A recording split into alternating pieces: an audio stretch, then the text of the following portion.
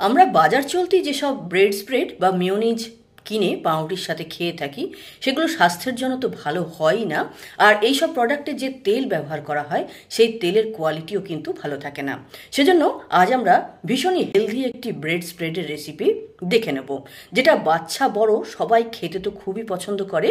এটা লাগিয়ে ব্রেড খেলে ব্রেডের স্বাদ অনেক বেড়ে যায়, আর এটা সবার স্বাস্থ্যের জন্য কিন্তু ভীষণই ভালো। নমস্কার বন্ধুরা, চ্যানেলে আপনাদের সকলকে স্বাগত।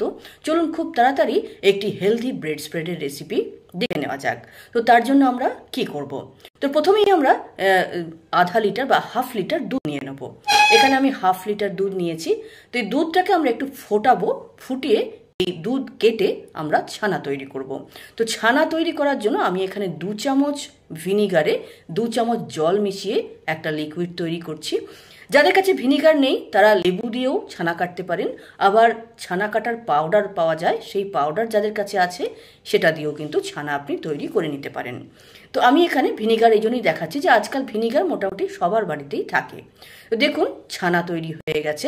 এবার একটা পাতলা কাপড়ে জলটা ঝরিয়ে নেব। মানে জলটা আমাদের দরকার নেই, আমরা ছানাটা যেহেতু নেব সেজন্য পাতলা কাপড়ে আমরা ছানার জলটা ঝরিয়ে নেব। আর ভিনিগারের টক ব্যাপারটা যাতে ছানাতে না থাকে সেজন্য একটু ফ্রেশ জলে আমরা ছানাটাকে ধুয়ে জলটাকে একটু নিংড়ে নেব।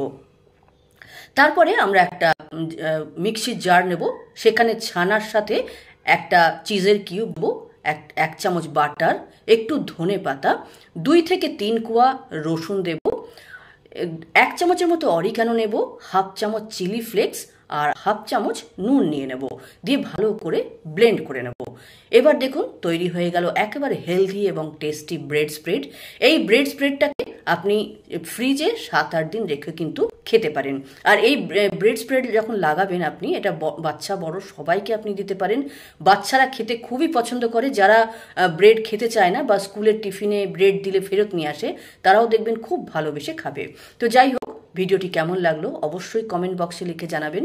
যদি ভালো লাগে লাইক এবং শেয়ার করবেন, এবং এরকম ভিডিও আরও পেতে চ্যানেলটিকে সাবস্ক্রাইব করে বেল বোতামটা অবশ্যই প্রেস করে নেবেন।